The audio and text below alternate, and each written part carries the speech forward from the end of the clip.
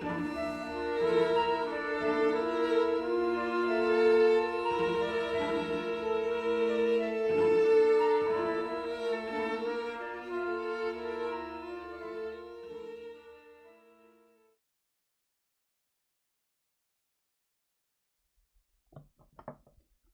morning, everybody, and welcome. Thank you for joining me. This is not exactly how I imagined my time at Frost to be wrapping up, but it does feel nice to have an opportunity to connect with all of you, even if it's just through our computers and iPhones. This lecture recital is the culminating event in a process that started over a year ago, and it gives me great pleasure to share part of that journey with you.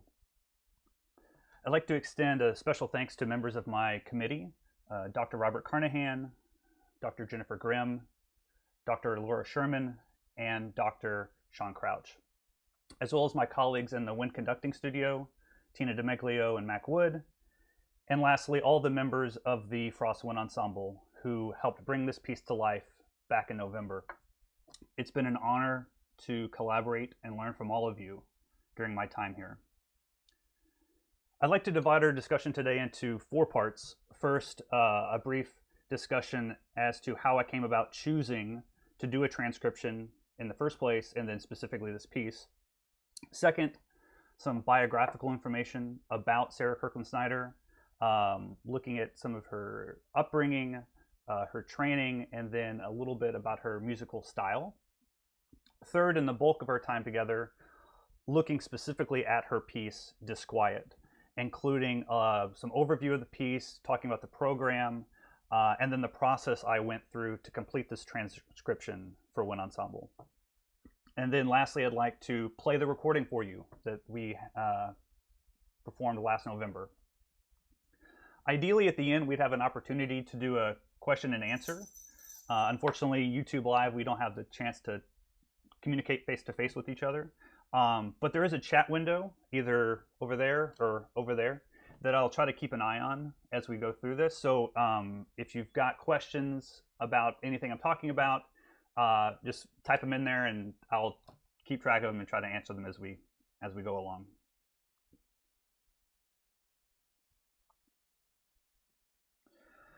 So there's been this recent push to increase the diversity of music being programmed by.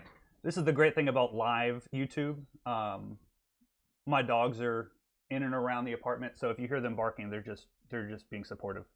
As I was saying, there's been this recent push to expand the diversity of repertoire being programmed and commissioned by orchestras and wind ensembles, both professional and amateur. It's well known that white men are the majority of the composers being performed today. And there have been small improvements to this arena in the last couple years, but I believe there's still a high need for conductors and musicians to seek out, promote, and champion the music of composers from minority groups. At the center of this project is a transcription of Sarah Kirkland Snider's orchestral piece, Disquiet. As of yet, Sarah hasn't written an original work for winds. It's my hope that someday we as the wind band community have the opportunity to commission her to write an original work for us. But until that time, the most immediate way to introduce her music into our repertoire was to transcribe something that already existed. In addition to increasing the exposure of composers from minority groups and expanding the wind band repertoire, this project also allowed me to gain a better understanding of a composer's thought process, composer's compositional style, and specifically how composers use wind instruments timbrally in their writing process, as well as underlying musical influences, emotions, and inspirations that composers are working with. And I hope that both my transcription and today's talk will allow other musicians to gain a deeper understanding of Sarah's music and to gain insight into the process of transcribing music for winds, whoever the composer may be. And of course, adding, hopefully, will turn into a quality piece of music for the wind band repertoire.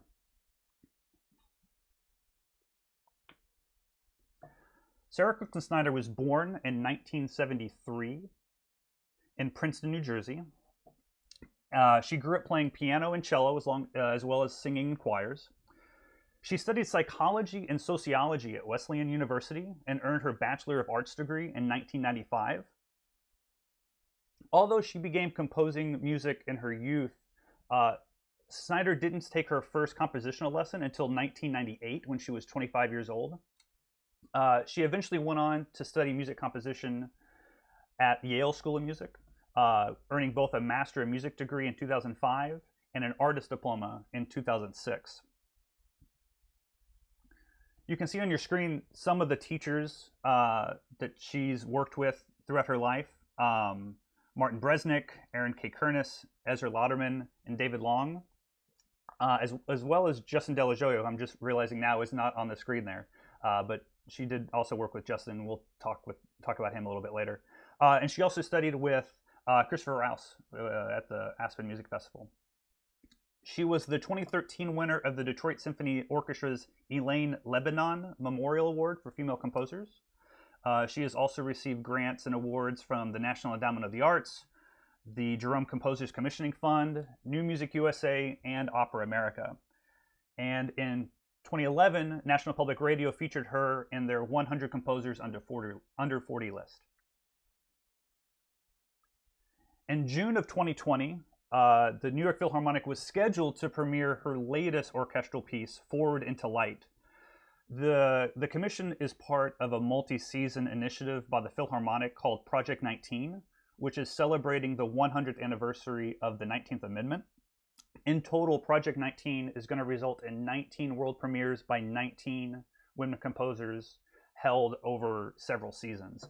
Obviously, with the COVID-19 pandemic, that scheduled premiere has been postponed. And so I, like a lot of people, I'm sure, are looking forward to hearing when that will be rescheduled so we can hear that piece. In addition to her composition career, Sarah is also the co-director of the New Amsterdam Records. New Amsterdam Records, or New Am, was founded in 2008 by Snider along with fellow composers William Brittle and Judd Greenstein.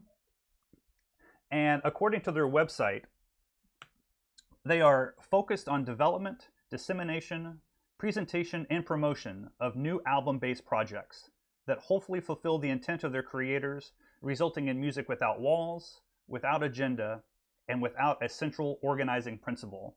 Now, the last part of that I just love, without a central organizing principle. But their music that they're supporting, both the composers and the ensembles, is definitely worth a listen. If you're not familiar with this record label, do yourself a favor and just go and explore their catalog. As of last month, they've released 128 albums, including recordings by the Now Ensemble, Ted Hearn, Missy Mazzoli, Roomful of Teeth, Judd Greenstein, Y Music, and of course, Sarah Kirkland Snider.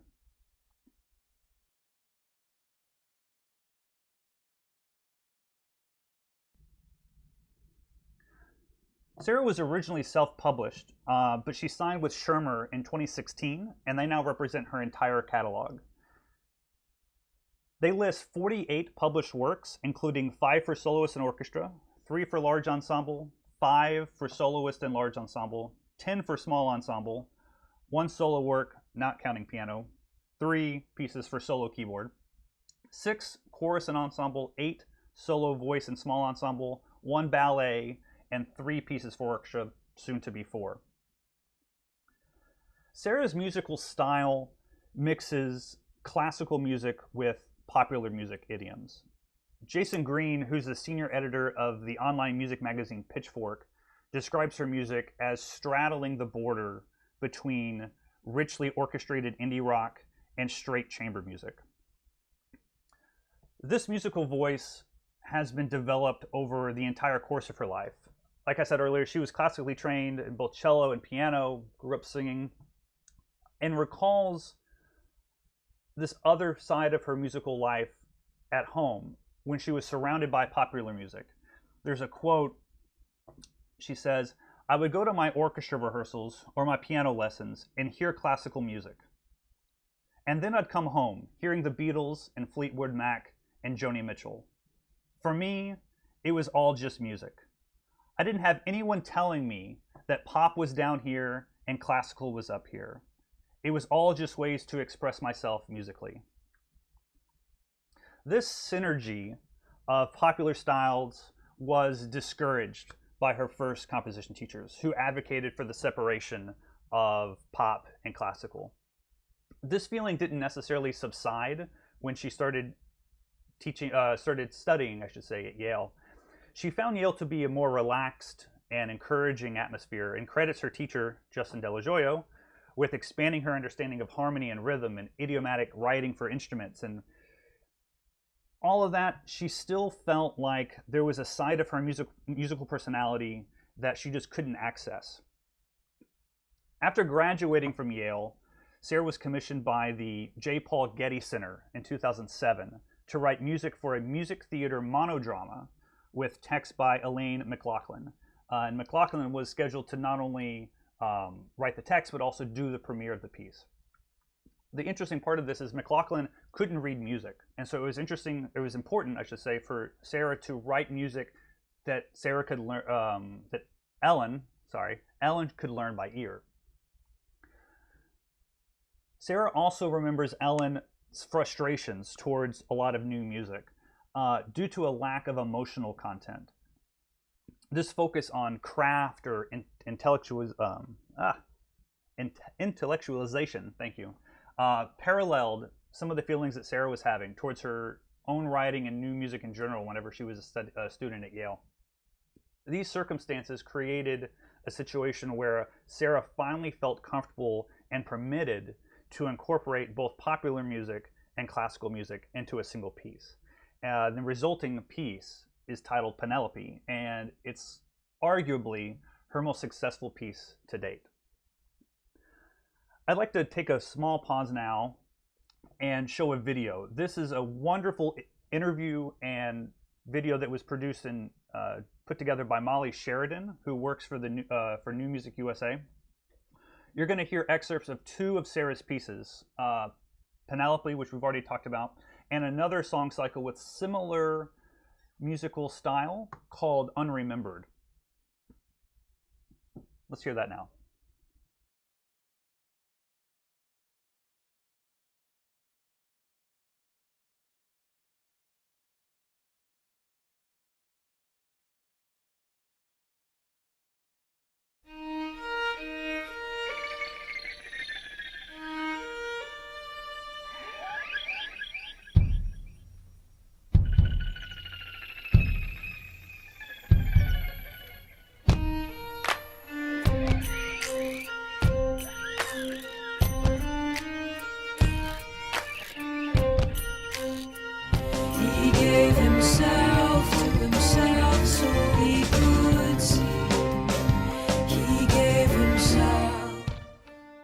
That, more than anything, is the guiding principle, I think, that I try to have in mind when I'm writing a piece of music. It's like, what is the emotional story here, and how do I immerse myself in that, and how do I be most true to that emotion, and how do I be the most honest and the most candid and put aside all of those well-intentioned shoulds and shouldn'ts that I learned in graduate school. I try to think about mood and emotion more than style or all of that, because I think that all of that stuff separates you from what is really a true emotion that you're feeling. I think all of that can be very emotionally crippling, actually, and can really strangle you creatively. It certainly did for me anyway. Like, I didn't write any music my first 6 months at Yale because I was so worried about not breaking any rule that was in one of my teacher's minds. Now I'm smelling the night air, crunching gravel as I walk.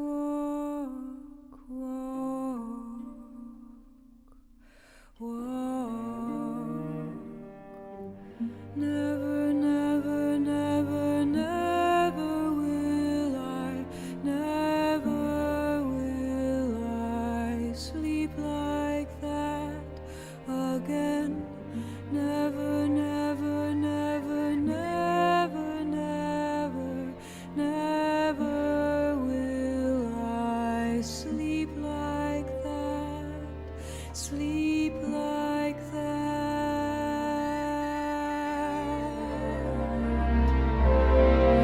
And I'm lost in this night, I'm lost in this night, I'm already lost, but not as lost as that. I use a lot of the craft that I was taught, and if I get stuck, that really helps a lot. You know, there's a lot of, you know, Steve and I often joke, it's like, okay, well, if you're stuck, did you go through the inversion? Did you go through the retrograde inversion? Did you try, you know, these tools that you wouldn't think would be associated with the kind of musics that we write, but sometimes can be very helpful. And all of those things are part of the toolbox, which help you see what your clay looks like, the shape of it and the feel of it and the texture and the look and all of that. So so I spent a lot of time doing that, trying to like intellectually massage my material, but it always comes, I think, from a more emotional place initially.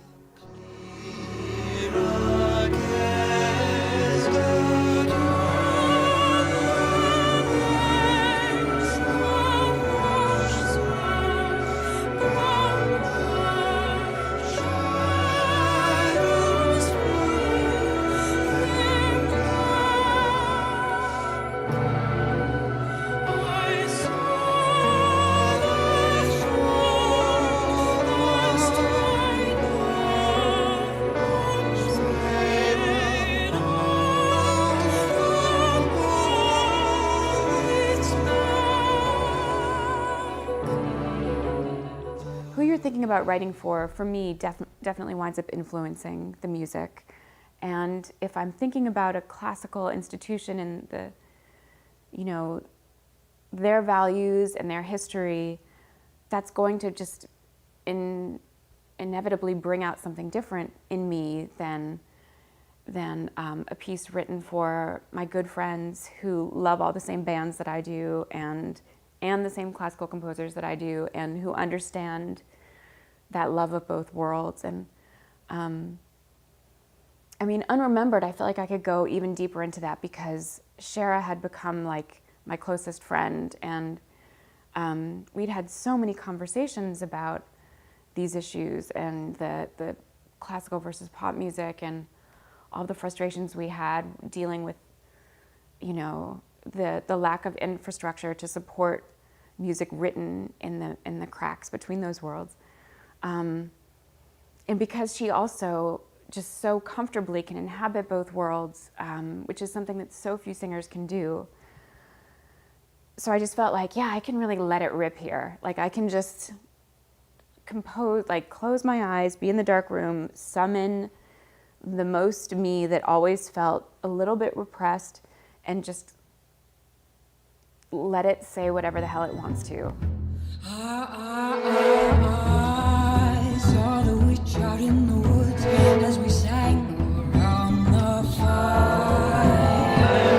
Stooped and white, curled and dry, a bone and robed in bright. No, no, no, no, no one else is there. No one saw her face, which stared at me fixedly.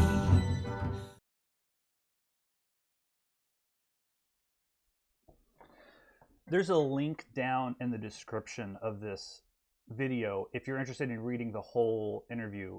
It was immensely valuable for me just to get a better understanding of how Sarah thinks about music, how she thinks about composing. And it's, like I said, just been super valuable to me. So let's move now and talk specifically about Disquiet. Disquiet is one of 3, soon to be 4, pieces written for orchestra in her output.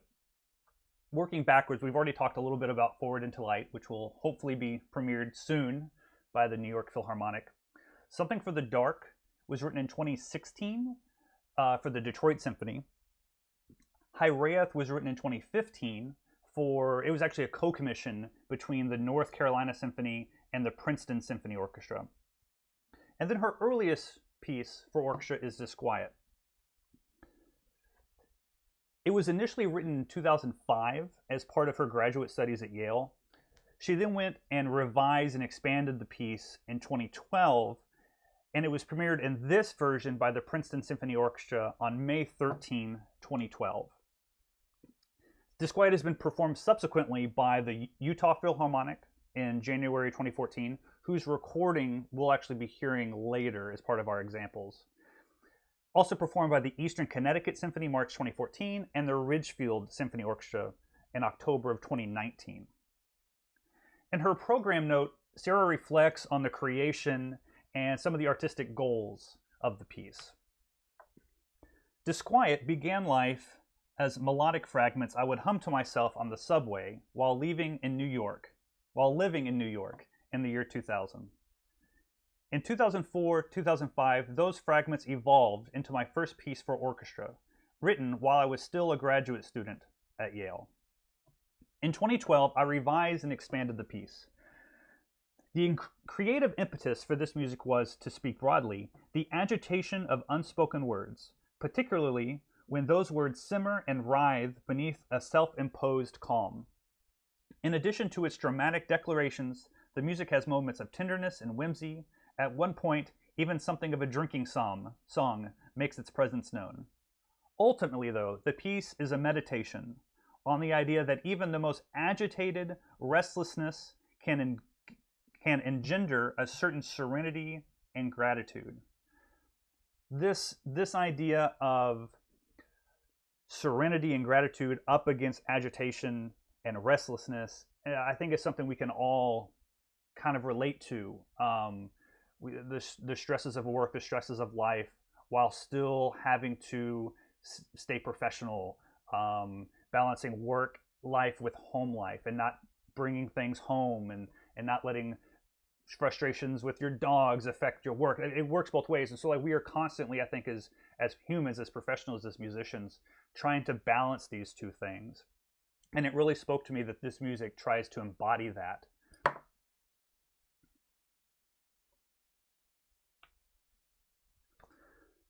I believe that conductors always need to aim to select the highest quality of music with their ensembles and audiences. And part of that quality, get my face back up here again. Part of that quality stems from authenticity of the composer's voice. And no amount of craft, be it form or melody, harmony, orchestration, none of that can substitute for the human element of composition, of music making, of art. And so, thinking about that, I found myself wondering, knowing what we know about her early experiences writing music, and this being, in a way, having to push down or suppress parts of her musical output, part of her musical voice. Can we look at something written in 2005 when she was a student at Yale and still consider it authentic to her musical voice? As mentioned earlier, part of what she thinks makes her music authentic is a strong emotional element behind the composition. This focus on emotion has always been a driving force in her compositions, including the earliest works from her time as a student. In the case of Disquiet, which again is her first piece, I think the authenticity of her voice can still be heard. This is a quote from that same interview that we saw a snippet of earlier. "The music I wrote at Yale was definitely emotional, no question about it. But it was this painful process of extracting it. I had a teacher who early on said, you know, as a woman, you're going to encounter some discrimination about your writing if it's very melodic and lyrical. For a man to write melodic, lyrical music, that's courageous. If a woman writes it, it's sentimental." She goes on to say, When I got to Yale, I remember having a conversation with another teacher there who said something very similar. So there was always this push and pull where I felt like, F that. I'm just going to write as emotionally as possible because that's the only way we're going to change this if a woman actually does it so much that it becomes normal, unremarkable.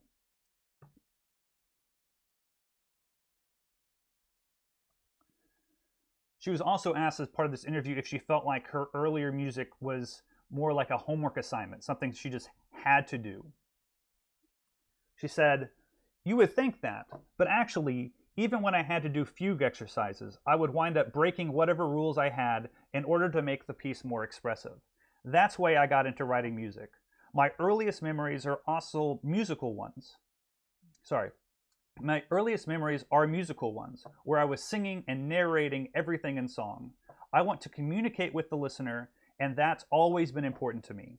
So even my homework assignments were probably some of the most overwrought with emotion. It's just the way I think musically." Another question I ask myself is, you've got music like Penelope and Unremembered, and that's perhaps in opposition to more traditional mediums like an orchestra or wind ensemble. Does she think that writing music for chamber music, writing music for voice, is that inherently different than writing for orchestra? This is a quote talking about her compositional process up to the premiere of Hiraeth and Something for the Dark, talking about writing for orchestra. I really don't feel like I'm shifting gears. I think that all my music is narrative driven. That's what I'm the most interested in musically, mood and storytelling and atmosphere. So all of that is how I'm thinking when I'm composing. I'm not thinking about genre and style. So learning this about her thoughts towards writing music, both orchestra versus chamber music and vocal, her student music, earlier music versus her more recent pieces, learning how she thought about all of that, I felt like gave me permission as an artist, as a conductor, as a transcriber, to take Disquiet, originally written in 2005, expanded in 2012, and transcribe it for one ensemble. So let's get into a little bit of specifics about the piece, some things I thought about, some things I considered. First, we'll talk about instrumentation, which perhaps has the strongest pull on how the transcription will go, just knowing what instrumentation you're going to be working with. Very briefly, I'll talk about finale and how I set up the document. And then, depending on how much time we have left, get into some specifics. I definitely want to start with the idiomatic string writing that I had to figure out how to rewrite for winds. Some small changes we made to the harp part with the help of Dr. Laura Sherman here at Frost. We can talk about that. Changes we made didn't change the music itself, but made it easier to play for the musician and actually improve the quality of sound that student musician or any musician playing that part could achieve. And then lastly, there's a couple solos that were originally written for violin and viola that we can look at how we went about transcribing that. So on your screen on the left, there is the original instrumentation. It's pretty standard for orchestra. And on the right, you can see the updated instrumentation for the transcription. Thankfully, Disquiet as a piece lends itself pretty well to transcribing due to the fact that it doesn't really have a whole lot of idiomatic writing for the strings, things like harmonics. Thankfully, there's no harmonics in the entire piece. Some instances of tremolo, some instances of pizzicato, but not much. And perhaps more importantly is how heavily she relies on woodwind and brass timbres in the original. I think that just sets a piece up to translate well to a different medium, especially the wind ensemble in this case. The instrumentation in the transcription retains the woodwind, brass, and percussion numbers of the original, except that piccolo now also doubles on flute, and flute one also now doubles on piccolo. And then the two clarinet parts, where they would just be played by individual players in the original orchestra part, in the band transcription, each of the clarinet parts do require 2 players, as there is divisi. I've also added a full complement of saxophones, soprano, alto, tenor, and bari, along with euphonium. And then the other slight change is that typically with a wind ensemble piece, we would have a double bass, but we'd only have 1 player. We'll talk about specifics in a little bit, but there's the requirement of having 2 players on the double bass part, and we'll talk about that. Percussion is largely the same. I did add a second vibraphone that isn't doubled between, the instrument can't be shared between the second and the third percussionist. I've also added glockenspiel and marimba, and we'll talk about where those instruments were used.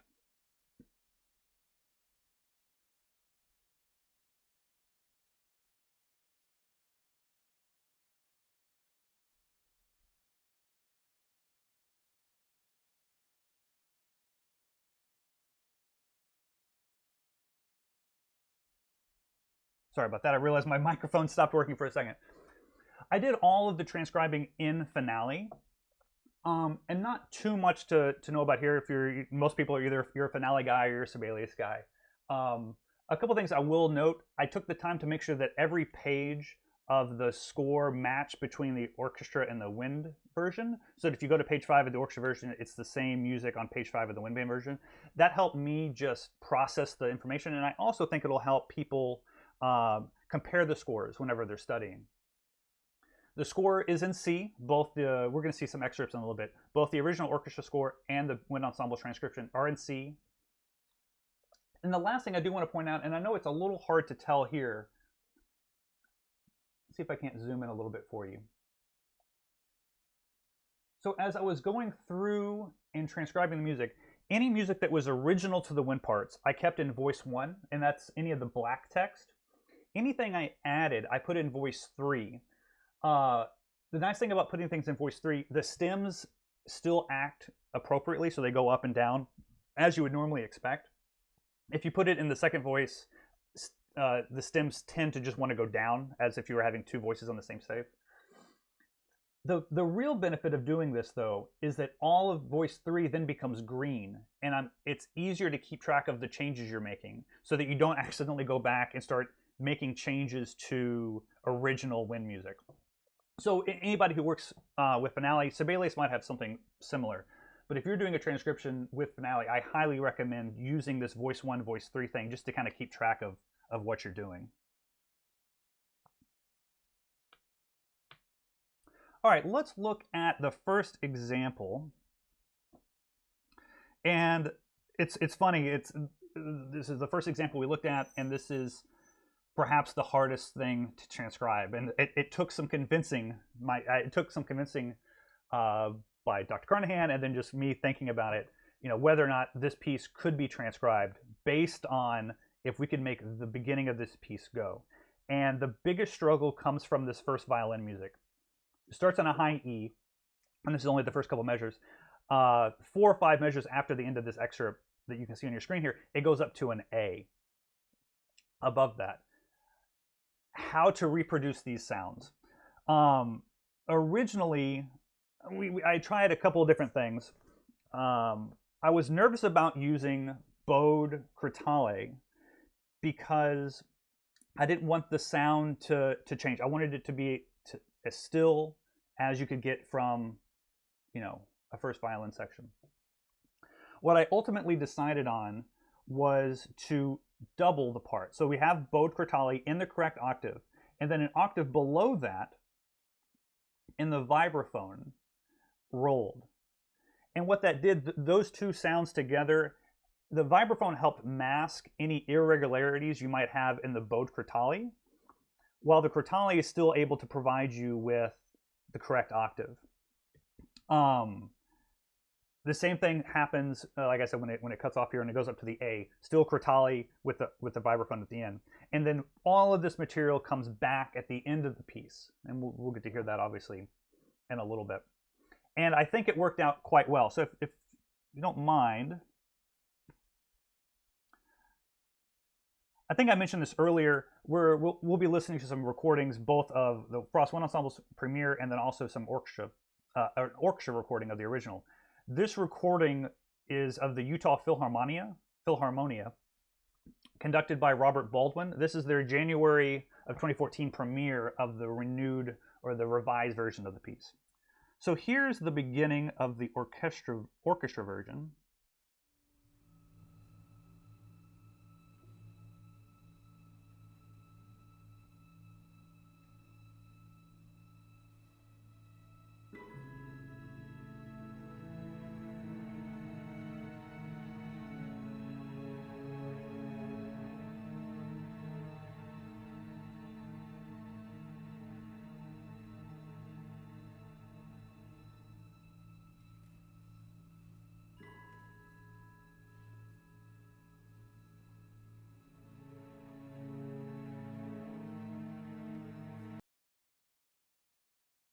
And then comparing that to the transcription.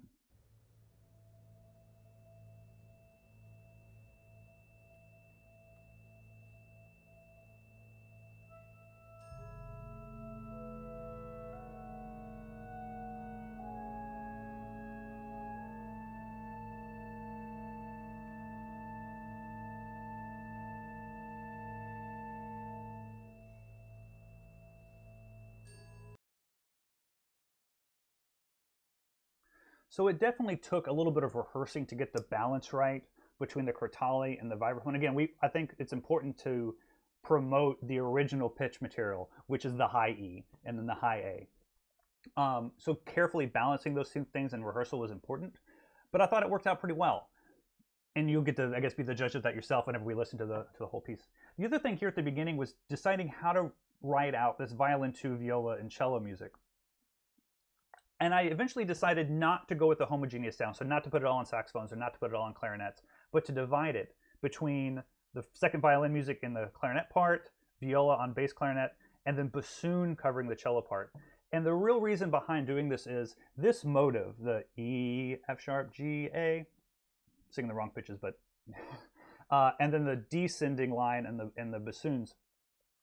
Those two motives come back throughout the piece. And in a lot of ways, those are the little germs, if we can think about them in a positive way for a couple minutes. Those little motives come back and actually get manipulated and expanded upon throughout the whole piece. And so by putting them in two different voices at the beginning, I felt like it helped draw attention to both of them equally. So it's not just like a first clarinet part and a second clarinet part, and maybe the second part is just kind of viewed as a supportive role. Those are really independent lines that both are important to the structure of the piece. So by putting one in clarinet and one in bassoon, I think it helps draw attention to them a little bit more. And obviously the audience member hearing this for the first time wouldn't recognize maybe the importance, but hopefully as the piece goes on, it somehow seems familiar, right? So like, I've never heard this piece before, but there's something familiar about it. And that's a little thing that you've instilled hopefully in them with through the beginning of the piece. Another difficult thing to reorchestrate is pizzicato, and we're going to look at a couple different examples that resulted in different solutions, I think. So let's just start with this. This is the original on top, transcription at the bottom. Let's listen to the original.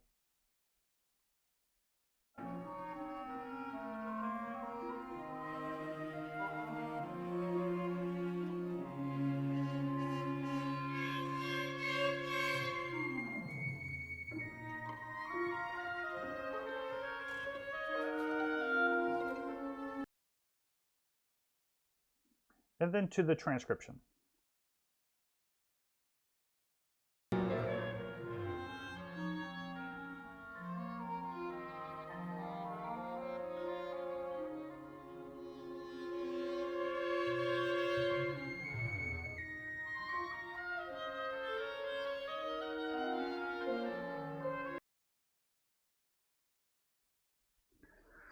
So for this first example of of pizzicato,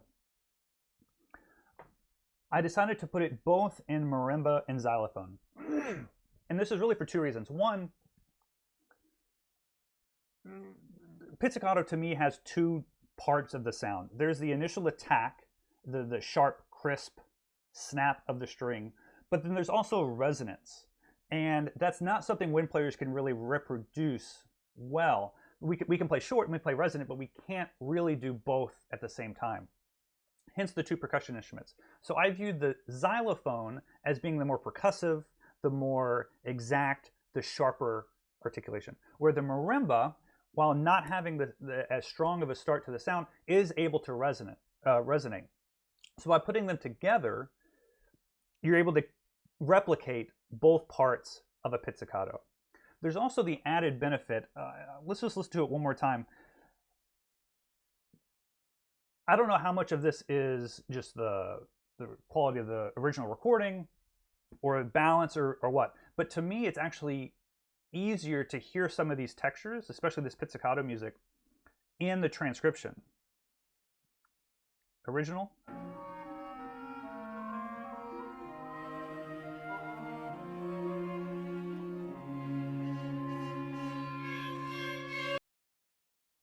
And then one more time with the transcription.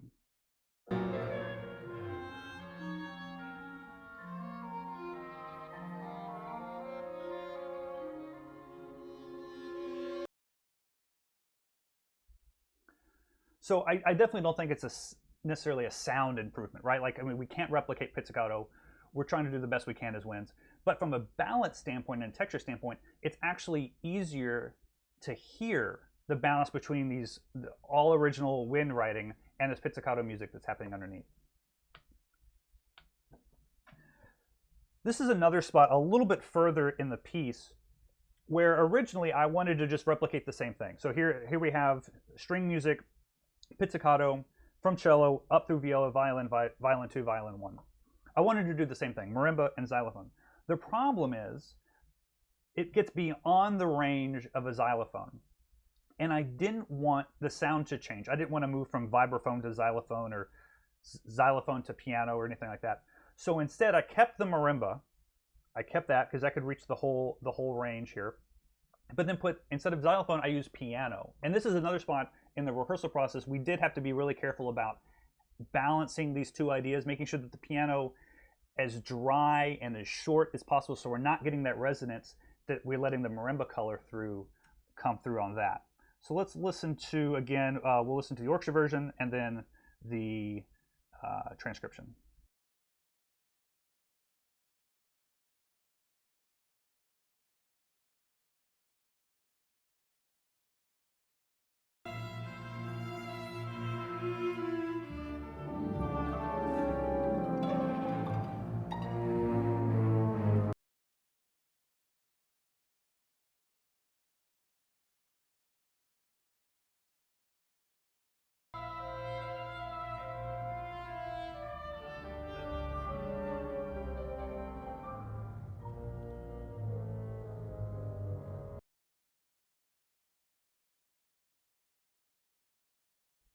So it's subtle. I mean, and again, you can't exactly replicate the sound, but I feel like it still gets the intent behind the music.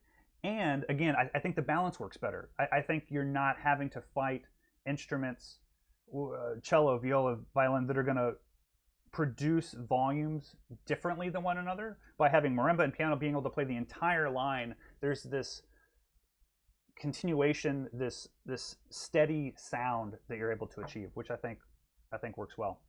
There's one other spot, and we're looking at the last measure of what you're seeing on your screen now, where again we're moving pizzicato up the section. The difference here is that we're marked fortissimo, whereas earlier we're marked mezzo piano, piano, mezzo forte.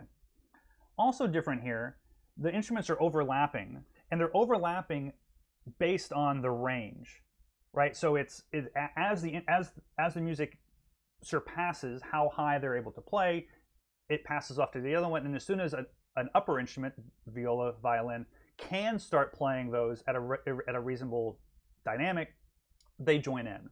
So I went about doing this one very differently. So if we look at the wind score, and again, this is actually a 2-measure thing that continues on the next page, but you can get the idea here.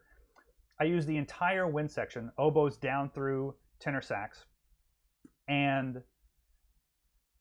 did a similar thing where I'm overlapping the instruments as they come in. I'm sorry, I'm overlapping the instruments as they're able to join the octave that we're currently at.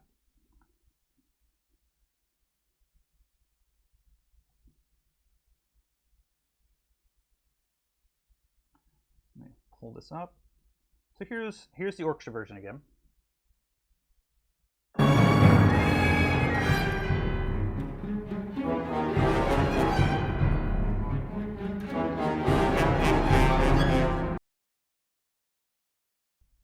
And then our transcription.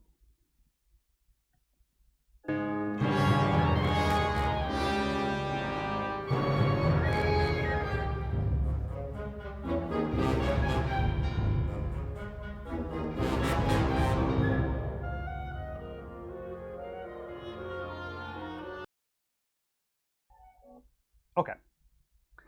In the interest of time, I'm going to skip ahead just a little bit. Obviously, we could break down every 4-bar phrase and talk about the challenges and things that we were working on.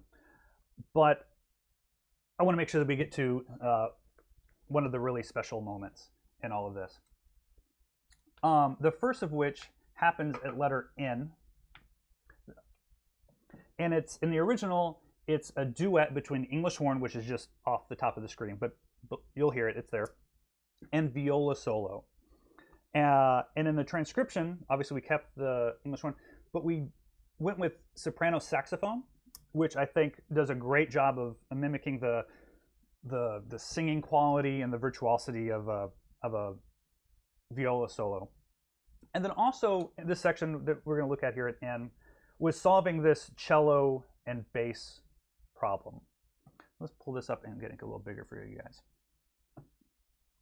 So this bar before N, you see the cellos, dotted quarter A's. This music has actually been going on for quite a while. And when it was just the cello section playing, not a big deal. That note's within the range of the bass, so I just had our string bass section, 2 string bass players playing that note. But when we got to N, suddenly we have 2 notes going on. And again, I wanted to try to replicate the sound as much as possible. And so this was actually the point where I decided to make the string bass part DVC. And so if you look down at the bottom of your screen, what we're able to do is have one of the bass players play the top note, and then this other bass player play the offset octave below. So let's just listen to a bit of this. Starting with the orchestral original again.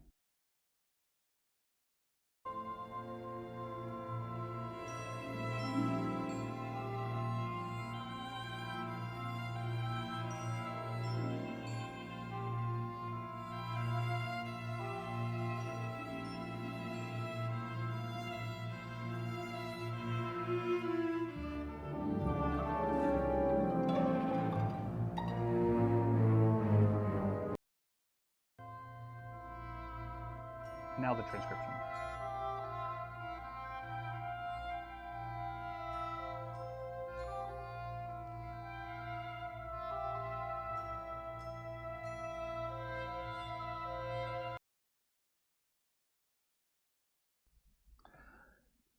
So one other thing I just want to mention very briefly while we're in this section, the soprano sax solo. Earlier on the piece, we're not going to have time to listen to it now, but when we listen to the whole recording, you'll get to hear it. Early on at letter C, there's another viola solo that I ended up writing for English horn. Originally, I was going to put in soprano sax. I'd already done this section. I already transcribed this section. I put the viola solo and soprano sax. I was like, we're just going to pair it over. But then I started thinking about structurally how the piece works. And this viola solo is actually joining an English horn solo that's been going on for 15-20 seconds at this point. And so this section, which is it's the heart of the piece, it's so sad, it's just mournful. It's starting with English horn. I think emotionally, the music letter C is connected to that. So I decided to also transcribe the solo at C for English horn, so that whenever we get to this music at L and then M and N, there's this connection back to a timbre that we've associated with a certain emotion before. And again, so like there's this familiarity with the music. So it's not necessarily like viola solo at C and then viola solo here. I'm thinking more emotionally. The emotion at C is this, and when we get to L, where the English horn solo starts, the original English horn solo, where that begins, to try to connect those ideas. And then the viola solo, which becomes the soprano saxophone music at N, is complementing something that's already begun. I don't think that N structurally is a new idea or a new emotion. It's just a continuation of. So that's why I decided to go with English horn with the first viola solo and then soprano sax with the second one. The last part I want to talk about before we listen to the whole piece is this music at O.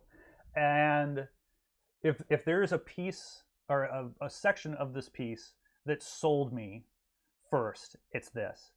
It's such a remarkable moment. You can see in the score, tenderly with reflection, and then it's small, but right underneath the string parts there, hymn-like. It's in a piece that's so much about tension and suppressing emotions and fear.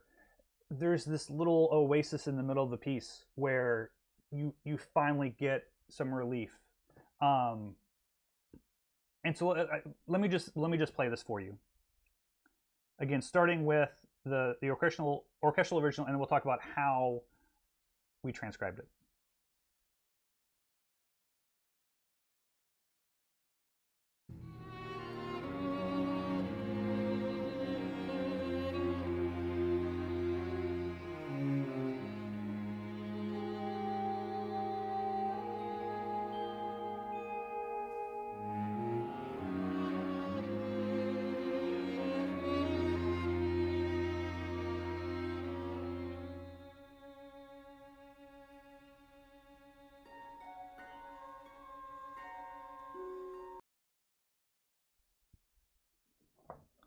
So, how to transcribe this?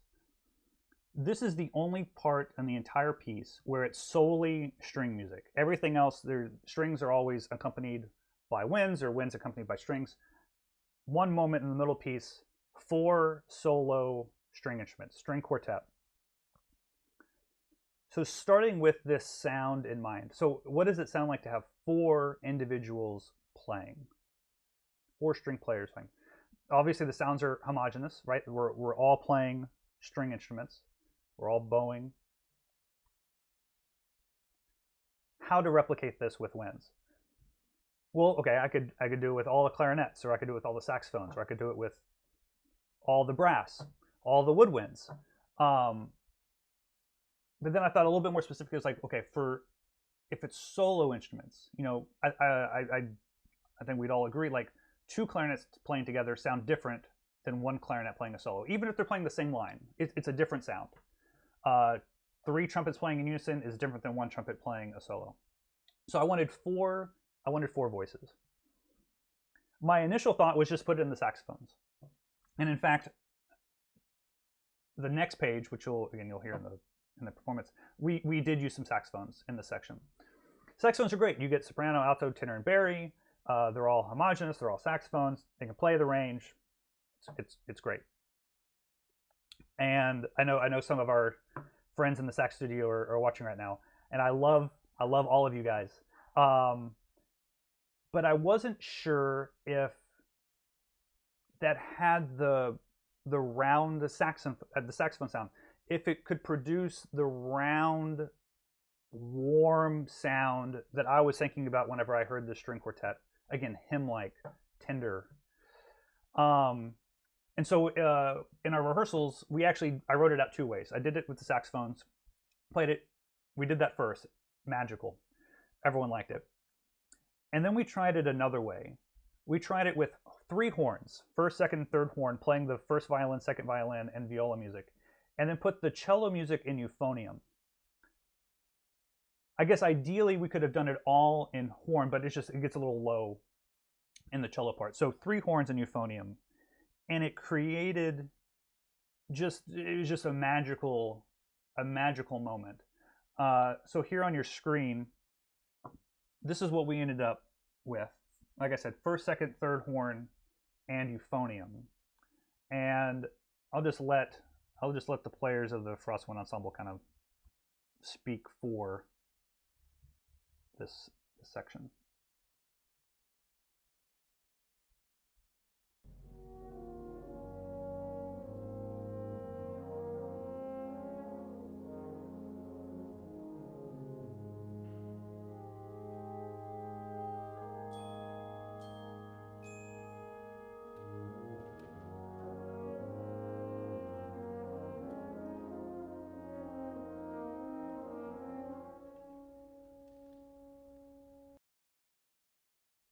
I'm going to pause it just for a second. I'm going to let it play on.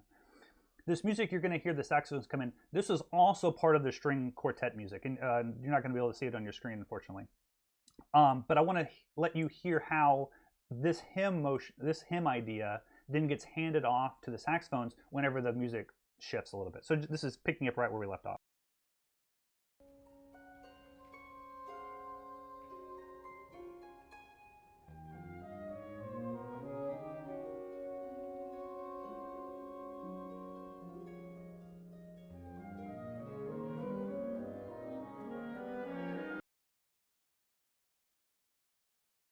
So as the string music changes and you start getting these ascending and descending scales, and the music is a little bit more nimble and a little bit more lively, then that color of the saxophone adds a spark to the music. Whereas if the music had been by the same instruments the whole time, I think you lose. That's not to diminish the original and how it was written for strings. It works beautifully as a string quartet. But in the wind section, this I thought was the best solution, and just of the whole piece, which obviously I'm immensely proud of, this section at letter O is just remarkable. So I can't wait to let you hear that in context with the whole piece. Two other quick things before we listen to the whole thing. This was the last moment of idiomatic string music that I had to grapple with. This is at a big arrival point here at Q, and you see both first, second violins and violas all tremolo fortissimo on this half step between C and D flat. How to transcribe this? The winds are all occupied, all flute, piccolo, upper clarinet, already occupied with original wind music, so I didn't want to change that.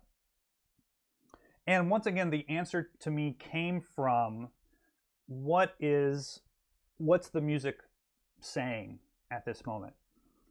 Exuberant is the description that Sarah gives us here. And so even though it's fortissimo and it's a tremolo and it's a half step, I don't think this music is biting. I don't think this music is aggressive. I think this music is uplifting. I mean, obviously she chose tremolo for a reason, but what if, just play a little game, what if that was just a trill? Would that have changed maybe how you interpreted it? And so I was thinking about these things. So I didn't want it to be aggressive and I didn't want it to be coarse. I wanted it to have this levity to it. So I put it in percussion. And again, part of this is just what do I have to work with at this point? Like I said, the woodwinds are already occupied. So I used glockenspiel, I used crotales, and then vibraphone, which we've used up to this point already. And I also added triangle. And this is one of the few spots where I actually added to original music. So in the original, there is no triangle, but I felt like it needed something to keep it from sounding too aggressive. And again, like in the rehearsal process, this is something we did have to work on, and we had to talk to the players about the type of sound we're going for. And it's interesting. This is also a spot where interpretation of the piece comes into play. We'll listen to the orchestra version and then the band version. The orchestra version, this moment strikes me as quite coarse, and there's nothing wrong with that. Like if that's the interpretation of the orchestra and the conductor, that's great. I just came about it in a little bit different way, and then let that interpretation guide how I transcribe it. If anyone else is going to conduct this and they look at this moment as an intense moment, as aggression, I think you could still get that out of the players, out of the instruments that you have available to you now, glockenspiel, vibraphone, and crotales. It's just how you would go about rehearsing it. So let's We'll pull up the score a little bit bigger again for you can see it. And once again, we'll listen to the orchestra version first and then quickly followed by the transcription.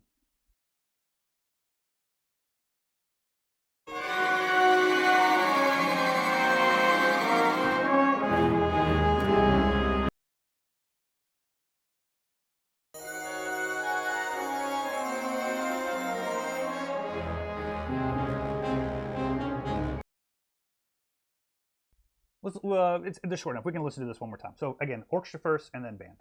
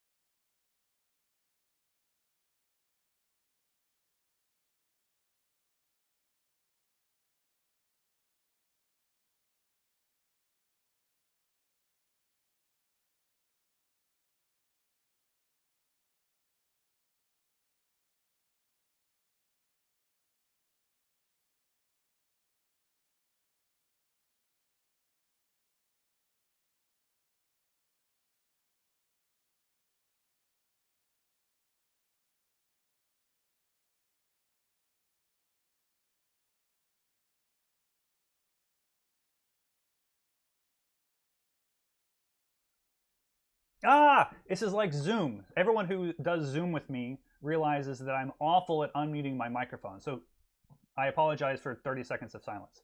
I think Bartok was trying to tell me that, my dog Bartok was trying to tell me that my microphone was turned off. As I was saying, anyone who's doing a transcription, I encourage you to do your score study before you do the transcription. Whenever I was going through this process, admittedly, I was kind of doing both at the same time. I was trying to learn the piece and transcribe it. But once I started understanding the piece better, that helped me work faster, actually, in the transcription. Because I had an idea of what I wanted the music to sound like. I understood the emotional context behind the piece. I understand how the form and the motives were playing together. And so that helped tell me how to transcribe the music. So long story short, if you're going to do transcription, study the piece first, become intimately familiar with it, and then start transcribing it. One other quick thing, and I realize I keep saying one more thing.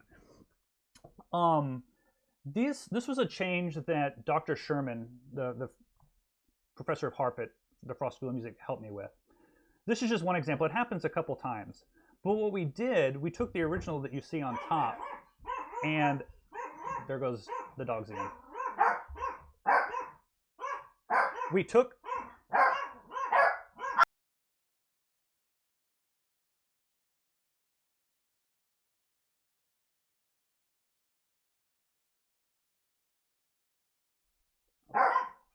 sorry, the door knocks and then the dogs go crazy. So we took the original harp music that you can see on top, and then just transposed it into a flat key. And from what I understand, talking to Dr. Sherman, the flatter the note. So if you're thinking B natural, so you could write that as C flat, you could write it as B natural, or you could write it as A sharp. Being able to write it as C flat extends the length of the string on the harp, and then it allows it to be more resonant. And so you're taking music here where you have G sharp and C sharp and F sharp, and you're just rewriting it G flat, B flat, and E flat. The harp can actually sing better, and especially in a moment like this, forte, fortissimo, where the harp really needs to sing out. These little changes, I think, really helped make the part more idiomatic for itself, right? So we talked a lot about idiomatic writing and making it string music work for winds. Part of the transcription was also like, how can I make the parts work better for the players? Simple things just like page layout, like, is this solo going to go over 2 lines, or are we going to try to keep it all in one, and things like that. So, put your player hat on. If you're a transcriber, put your player hat on and ask yourself, how can the player's experience be made better throughout the process? Great. We're only 10 minutes 20 minutes beyond where I was planning on doing. Like I said, there's so much to talk about, and if anybody has specific questions, I would love to just do a Zoom hangout, email questions about this piece, questions about transcribing in general. Just I would love to talk more about this piece. It's crazy how many decisions get made in a piece that's 14, 15 minutes long, and picking the ones to talk about can be difficult sometimes. So I'd like to now share with you the performance from last November. This is a live performance. There were little silly things that happened, as always does with the live performance, but I think it makes it more real that way. So the piece is about 14 and a half minutes long. If you want, if you're the type to do want to follow along with the score, down in the description there's links to 2 perusal scores.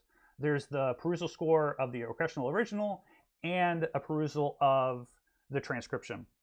I will note the transcription version that's on there is a little outdated. There were some changes we made to it, including the beginning music with the crotales. You'll see that there was a different original solution to that. But if you want to follow along, great. Otherwise, you can watch the screen and enjoy.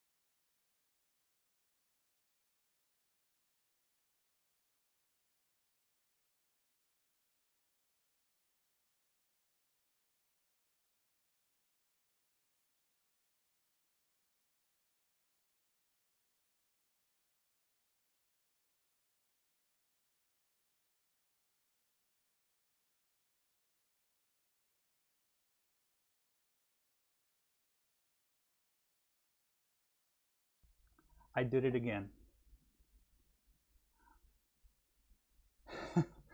I was just saying how, I was watching the Berlin Philharmonic live stream and the Philly Orchestra, and these performances that are happening online that are ending with no one to applaud. And so I wanted to make sure that sorry, I'm getting a little emotional.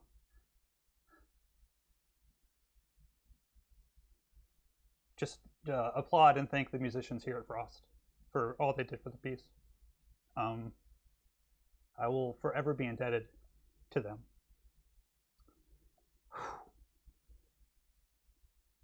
There, now you don't have to look at me. Get all weepy. So in conclusion, where to go from here? Obviously, we started talking today about the importance of diversity in programming. So I think both myself and hopefully everybody who works in this profession, we keep looking for underrepresented composers, programming their music again, not just premiering works, not just commissioning works, but programming them enough so they can get in our canon, get in our repertoire. We do that through programming. Obviously, we can commission, transcribe, however you can make an impact, I think is important. So find ways to do it, find good music, find good composers, and play them.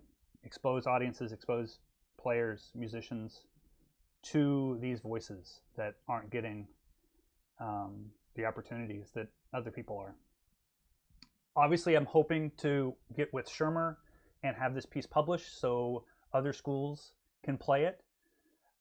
There's a few more edits I need to make, and then hopefully, maybe over the summer, schedules calm down a little bit. I know Sarah's been working diligently at this New York Philharmonic commission. She's also got an opera coming out. I believe it's in 2022. So, I mean, the life of a composer is always busy. So I'm hoping that at some point we can connect, talk about this piece, talk about it getting published, talk about it getting in the hands of other musicians. And, for me, obviously, finding music, I hope to transcribe more, whether that's a piece by Sarah or another composer, just finding another chance to do this. It's been an incredible learning opportunity. It's been an emotional one, musical growth. I mean, there's so many things that can come from doing a project of this nature. So if anybody's out there, you're on the fence, you're nervous about doing it, just do it. Reach out to composers, find music that interests you, reach out to them, and just ask. And I think you'll find that most are very welcoming and warm and want you to be interested in their music. So yeah, just find ways to make a difference with repertoire, and especially getting minority groups more exposure. Thank you for tuning in today. One last shout out, it's my dad's birthday, so happy birthday, Dad.